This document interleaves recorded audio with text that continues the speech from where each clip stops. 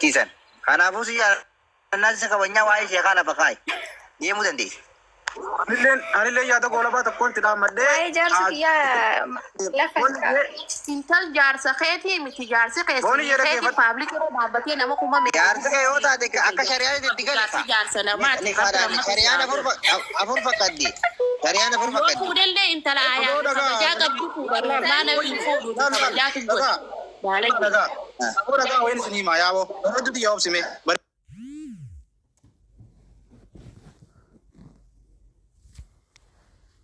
Seetaan. Leentee tabiraata waraabamtee lafa jirtullee yoo ganaa deebitee ol ba.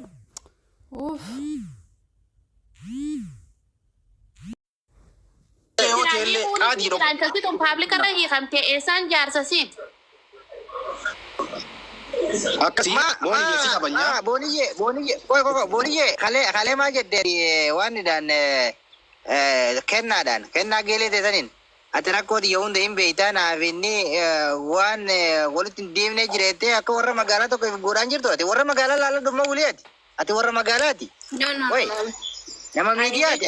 Akka shari'aatti illee dubbachaa deemaa ka. Isin akkamuma Oromoo qofan ta'in akka shari'aatti illee dubbachaa deemaa.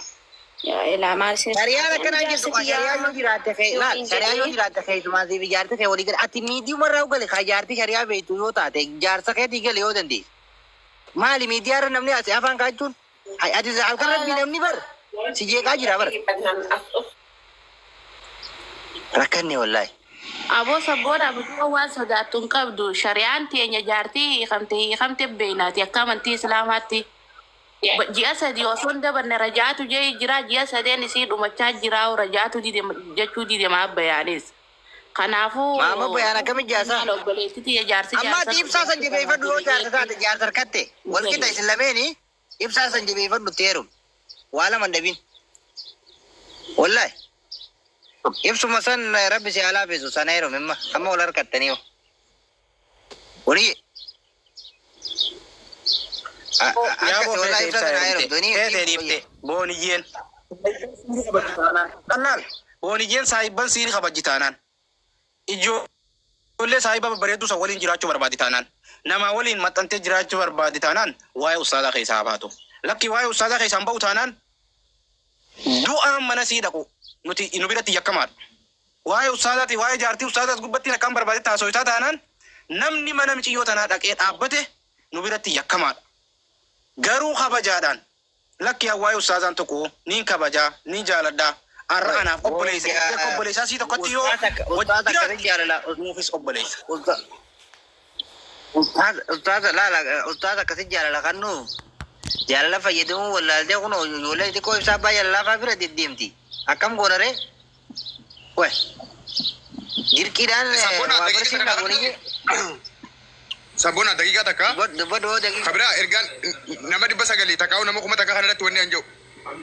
Goni kaleerraa angeetaa dangaa ammaatti itti maayirra gorsaas yoo ta'e khalaas yoo ta'e itti haasaa irra waa sheekaa by the way sheekaa gaafa eegannu booniyye wannatti nu hubachuu qabdu.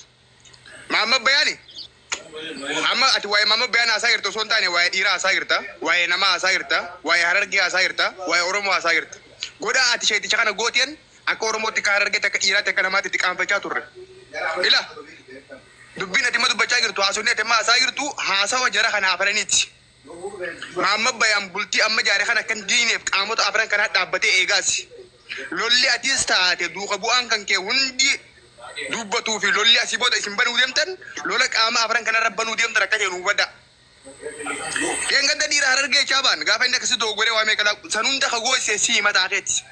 Dhiifama sii goonee irra sii hunde. Negatiiva kee tokko gabbaaneen dubban. Marsaa lammaffaaf niin jeeqa gaafa xiqqatu garuu na jeeqa malee sabboona jeeqa malee jaadibsa jeeqa malee. Jaartii jabbaa malee jaartii maamma bayaan hin baatu naamani abadan kun waada. Uummanni keenya obboleeyyan keenya Oromoo Shawaa booriyyaa Shawaa kanaati beekamtuudha. Ila beekaanis ta'e wallaalaan gaafa waa balleessa gaafa waa tolchee namni maqaa ganda isaa kaasuun hafan qabu. Baajawwee gaafa kana jiru booniyyan Shawaa keessaa tumsa guddaa takka namni si dhaabbatu akka jiru ni qabdi jechuun biyyaa beeka. Dabbala asumaan kenna. No. Obboleeyyan keenya Shawaa booniyyee yoo dandeessan gorsaa No, Yoo dandeessa kalan akka gandaattis akka gosaattis akka lammittis Dabban. waa'ee qe'ee keenyaa keessaa waa'ee nama keenyaa keessaa akka nu Dabban. baatu kabajaan gaafan. Booniyye qoy si hojii jarraa qabu danda'e jira dhabsa yaan barbaada. nama wajjin dubbatta. Obboleeyyan keenya ka shawaa Oromoo shawaa ka kiristaanaa ka Islaamaa intala tana yoo dandeessan bultii nama keenyaatii fi diigamuu qe'ee keenyaa keessaa akka nu baatu godha. Dabban. Yoo ta'uu baatte immoo maqaa booniitiin qenteessan negatiivili akkasiin kaatee yaamtu naa mana. Abboo Lolli asii booda booniyyaa wajjin lola muudeemu lola harargeeti malee lola namummaati ka dhiirummaati ka oromummaati malee lola maamma bayaan akka hin taane hubachuu sin dhiiraate dubbiin akkaati matee isaa sirraa qisir gootoonaa miti habibti. Lafarra irra qilleensa irra suura garra. Maal taate dabban Walii galee nama dhaggeeffadhu. Dhiiraa mi'aati akka dhiiraatitti nama dhaggeeffadhu, okay? Akka dhiiraatti miti akka daabboo ta'etti si dhageeffadhaa barbaadde. Akkas taanaan Walii galee? walii gala akkasitti yaa. Ilaa maal si fakkaate? Warra shawaan jedhi. Tokkoffaadha bakka kanarratti shawaan takka gaafa isin nama meeqanna dultan shawaan takka gadi Amma ati asii booda maqaa ganda keetiin balleessin booniyye. Zim jedhi Maqaa shawaatis kabajan orgin. baay'ee si dhaggeeffadhe abbee koo dhaggeeffadhe. Shawaan sababa keetii arrabsamuuf taanaa mani. Oh my God. Mucaa kana callisiisaa kaa. Maal ta'e Callisi kaa. Booniyye naa mani shawaan sababa keetitti cabuuf taanaa mani. Yoo ati dubbii kana dhiisuu baadde. Shawaan yoo maka kankeetti kana wajjin dubbatu. Dambaan shawaan nama akka kankeetti kana wajjin dubbachuudhaaf yeroo hin Gaafa maamma bayaan tokko goruba dhiiraa harargee gadi nu yaamaa turanii Muniir. Ramannaat ka'anii maal rakkadhe shawaan dhiiraa harargee waan jedhanis yaamaniif Ati rakkannee miti nuun rakkatee ookee ayyee. Simullee yaa nagar. shawaan takkallee ka gadi ba'anii waa'ee kiyyarraa dubbataniidha. Tokkoffaa kan lammaffaa immoo waa'ee ustaazaa fi waa'ee jaartii ustaazaa irraa dubbatanii jettanii jirtan. Waa'ee jaartiin ustaazaa nan ilaallatu. Garuu waa'een ustaazaa garuu dubbachuu mirga qaba abbaa mana kiyya waan ta'eef jechuudha. Siif galtee akkasii kanaaf jennaaniin. Abbaa mana kee kan nuti hin beekne koy. Namitti abbaa goymee utaa jiran. Dhaga isa booda. Micoon bas jaartii isaarraan dubbatiin garuu abbaa mana keetiitii miti fireendii kee qaadii wajjin ammaan booda haasa'uu ni dandeessa. Mirga qabda. Adiin abbaa eenyu tokko namichi abbaa mana keetii ta'e. Adiin kun lafa. Ustaazii jaarsa kiyya waan ta'eef obsa sabrii si barbaachisaa. Agaa afurillee ni eeyyamama waan Ati ma oguu kadeemu oguu ati bar dhaggeeffadhu booniyye. Namni qaadiin jazbaan fuullisaa qabrii cabsee fakkaatu san janaajinee kas godhu hoka ibsaaf baa jaalala xiqqaan kun sagalee si waraabee galaggisu ati kami jaartii namaa taata jaartii ustaasaati miti jaartii ijoollee biyya arabaa Aboo ustaazini yaartii kubbaan isalta si jambariin fuudhuu booniyye dhugaa sitti himna eegaa dididde gurra keetii irratti. Dhageeffadhu booniyye. nama jabaa ta'e Amma zaamaadis. akkanuma afaanumaan nagaa Gosaadis yaada keessatti. Isaati kaama walii galtanii bakka habuutu wanta Aboodis Muniiratu Salami Muniiratu Salami qoosaarra hin jirru. Muniiratu Salami. maqaa Abegata kan beeku asii booda. Maqaa isheetii caa qabdu booniyye isin nama bakka. waa maal godhate isaa? Hayi nama fuutatti hintee sanboodaan wanta Bu'ii jettaan bakka mutti haadha siyaasaltu kalee kadachaa walleeta kadachaa bulle guruppii gooneeti maal haadha bakka siyaasalaa adeemaa akka feetan wal godhaa haa du'aan maal saliminaan jetta Mee haa gabbaatii asii booda maamma biyyaa maqaa kaasee dubbattu booniyye isin nama. Okay. Mee haa waan takka dubbattu. Gaafsa wal agarra. Baala geetan. akka feetan wal godhaa deema akka feetan wal godhaa wal salaa deema itti ati muniir waa'ee kanaa adii sifirraa hin dandeessu. Na gorsaa turte natti himaa turte Muniir yeroo takka. Muniir ansii hubadda Muniir. Muniir sirriitti si hubadda. Siin beeka waan jechuu barbaadu. Akkamtuun qabne ni beeka tola akka dubbachuu barbaadu ni beeka. Muniir intaloon tun zaamaa godhaa jirti. Akka deengadda sheekotiirra tol baatee muutu jettee nutti nuttis waa bacabachuu barbaaddi. Nuti qeerroodha shabaaba eegaltee sitti qaadame waa godhu. Muniir Dhageesse Muniir kee yaadne kee naa gala naa gala kee walitti hin buune dara. Naa gala yaadne kan kee. Ammoo intaloon tuni rabsha jirti malee ammallee nu gubbaa teessee hagan ta'uu hin barbaaddi. Si galee likkii galchineetii si fi waan si fakkaataatis waliin asirraa qeenteenya kan diigamne qeenteenya kan baane goona malee intala sanaa wajjin asirra deemnee mana keenya oomishachuudhaaf dubbii guddifachuudhaaf baay'inaan ol gaafachuudhaaf minaamina waliin godhu daqiiqaa lama walii gallee dinnu addaan ba'uudha. Maaltu fide haasaa guddaa? ani bar wani dhageeffadhu mee sabboonaa takkaan dubbadha. Dubbii ustaadaa kanaa fi dubbii boonii haa xumuramu jeetiin itti rakkadhee dabbaal jee jaalibsaa jee kuullee jee hunda waan sabboonaan tahin hunda gurubii ijaarree maaliif gadi buusne maaliif ajandaa akka hin taaneef achumatti akka xumuramuuf eega kana arraba kafiddan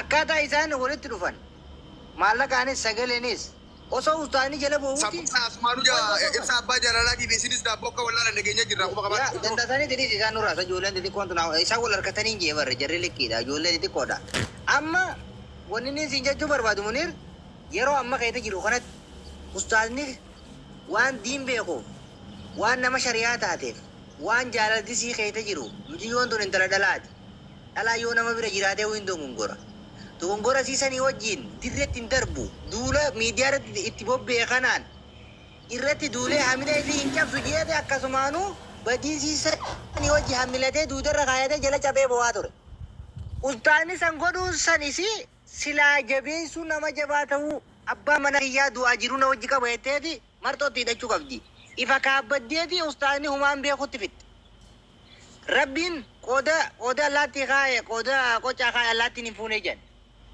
ustaasni mitiyyoo xiqqishoo bareedduu san rabbii fidee fi ustaasa bultii jaarratee rabbiin kunoo bultii jaare waan isitti wa'adiniif rabbii mitiyyoo xiqqishoo bareedduu san milkeesse dhaggeeffadhu intala abbaan qabeenyaa tun harkatin harkati wallaahi intala abbaan qabeenyaa miilaa fardaan maallaqaan barbaade daasbooraan kun kumaatamaan barbaadaa oolu rabbii ganda keessaa milkeesse mitiyyoo afaansii ilkeensii daraartu tulluu fakkaata si galtee alhamdulillaahi kana jechuun qooda maama bayaan rabbi biratti qabu dhugaan isii jaalachuurraa amma gaa dubbiin eega gurbaan kana hunda tasfaa mure nama jibbannuma jibbanii jibbite maaltu bakka iyyutti si haaseessuu jira kana laal nuti jechaa jiru waa'ee ustaasaa dhaabuu qabdi labbadhu ani wani baramma ani maalin jeeni beektaa mee micootuni achi dogongorsiisaa jiranii namayyuu miidyatti fayyadamaa jiranii hoottaa mee keessan gorsa kun yaalii takku faadha beektaa asirratti namni walii galuu dhaba pablikiis ni gootanii garuu dura mee keessaan nama isii dogongorsiisus gorsa tokko tokkos bakka waan tokko tokkos keessaan haa dubbannu jennee walii gallee dabbaaliis kuullees hundaas yaamnee booniyyees waliin teenyee karaa nagayaatiin bakka akkana akkasi ati sitti fayyadamuuf deeman jaanii gorsaa jennee akkasi gorsine kun ibadiidha. gorsitee barsi gorsa kenne faallaa isin deemuu barbaadu na barbaadu Kaasan kophaa kaa isin haa deemtu garuu ani akkaataan itti yaade san sirrii akkamma dabbaal afaan banu kana namni asirra obboleessa keenya ilaali wani dabbaalis numa miira keessa galee haasonni namichi duris miira keessa nama keessa amma waa tokko jira sabboona namni michiyyoo tan akkasiin bultii sheetichanaa diidullee godhu jiru warruma fe'oosoo gastii isaanitti ol baasanii waa'ee jaarsiidha haasaisan fe'amosoota guddaa warra kaayiroo kanaatu gastii isaanitti affeeranii akkasiin sheetichaa mantu godhan sigalee akkasii waa sheetichaa haasootu isaan maa gastii irratti affeeree mubaarak aslii isaantu mana isaanitti ol baasee waa sheetichaa akkasiin haasootu isaanii godhu. mee feemasni takka hudduu isa lamaatii gabbee boonii yoo wajjin waa'ee maama bayanaa dubbatu feemasa nuti eegaa bar isii qalaale amma rakkoonuu bar nama islaamummaa keessa dhalate dhaggeeffadhaan asiniima nama islaamummaa keessa dhalate ka islaamummaa beeku taa'ee waa'ee ustaada itti qoosu isarraas dubbachuu qabna isii gorsine laabsisnee jira miira keessaa baanii jechuudha karaa nagayaatiin egaa kana achi garuu ani amma dhimma kana irraa hubeetiin jira nagayattiin Munir hin bahin dhaggeeffadhu Munir yeroo takka daqiiqa takka sojjin haasaa Munir galatoomi ayyee eega buutee fuubii baga buutee sabboona roobsan Oromoon namni biyyaa kaas girtan baga baate dhimma keetii bahi booyoo feete nuti dhaggeeffadhu sodaa booniyyeettis hin qabnu nuti amma hamtus dubbachaa hin jirru diffeensii irra jirra amma maqaa keenyaaf ittisaa jirra amma maqaa dhiiraa maqaa harargee maqaa namummaa maqaa oromummaa ittisaa jirra amma Enggak gowwaa gootee faaraa gootee ajaa'aa gootee sababa isii tanatti gurbaan kun maraatee shee'aamiin biroo irraa fagaatee raayigaa abbaa macaa irraa fagaatee hanga majlisni Itoophiyaatii fi majlisni Oromiyaa beekutti gowwaa Itoophiyaa keessaatti maama biyaan. Eenyu akkas godhe isiidha. Maama biyaan san dura gurbaa amantaa qabu, gurbaa Oromummaa qabu, gurbaa nagayaa kana naafi atuun beekna ture biyya lafaa irratti barsiisaa amantaa ture. Hanga amantaan keenya xiqqaatu ture deengatti. Hanga maqaan keenya xiqqaatu ture deengatti. Sababa intala tanaatti. Jaartii sheekaa taatee niqaa rasuulaa qabaattee hudduu sii taaptaa beeku gooti. Ni obsine kana bakasi heli kimse amma singa muslim gar dabe amma garu bashar yoro ta kadifam amma garu kai chajiru ittiqaamfachuun amantaa takka halee kan deebine fikkaanfachuun akka harargeetti ta halee kan deebine fikkaanfachuun namummaa ta dhiirummaa takka halee sun sababa gurbaa kanaa takka nuti hin deebine rabbiif galanni haa ga'u eega bultii nurraa kannee fi gurbaa kana nurraa afaan isaa walii qabee nurraa mana galche Inti bubuutanii dubbatanii gurbaa kana akka inni boombii isaa gabbee dhoosu hin godhina. Boombii isaatu yoo gabbaatee dhoote immoo maqaa meeqa nu balleessiti. Marsaa lammaffaadhaaf akka hin cabne jechaa jirraamu. Amma isinii gala moo isinii gala Oromooti? Isinii gala na fakkaata. Yoo Islaama taate, yoo dhugumatti Oromoo taate, yoo dhugumatti nama taate, wanni hin jiru sii gala. Yoo maqaa san dhugumaan qabattee maqaa baadachuu qofaa miti waa'ee maqaan ta'e bartee maqaa saniif gammaddee takkaa hugaddite sii gala. Kanaaf ergaa booniyyee kalee dabarsaa turre, edda dabarsaa turre, guruppiidhaanis paablika irrattis. Amma karaa gabaabaa nuti jechaa jirru, paarlaamaa irra hin jirru, marii irra hin jirru, wannummaa wal kadhaa fidee hin jiru dubbiin dhiiraa takkuma. Dhiisi bakka hin dhiiftu itti fufa. Nutis waan hin deenyu itti fufna jaartii maamma bayaaniin manaa bahamoo. Booniyyee asirra cabee caba lamadan kaane caba hajoo waliin agarra bakka asii booda hojii dabar. Itti meemi watti hin agaran. Yoon doogora naan jaa. Hanga nu maasanii guddaan hin jiru. Nuti agendaa barbaade agendaa dhibbata kabonyee gaffinna miidiyaa kana harkaa qabu ammatti nuyi. Garuu dhimma sheekaatiin dhimma bultii namaatiin agendaa baariyaa lakumata kanamas ta'u hin barbaadu. Sa'a dheeraa fudhachuu hin barbaadu. Dhugaa tokkoof tokkorra waliigallee addaan galuudha. Sabboon hin doogore. Laalaan ta'uun gorree. Barre intu nambayti isiniif dhageessi ni kabajaa inni ni bar kabajaan barcuma kabajaa irratti kattala dubartii ka haati nu dhalteetti himnee fi kana jennaan gaa warra isii xiqqeessu wajjin geessirra lallabde taanaan ifiif xiqqeenya barbaaddi wada fit jennaan qorataa dubbad Assalamu alaikum. Amaaraa beedi inni afaan Oromoo kun dida Sabboonaa wanti keessanuu kam jirtan? jirra beebi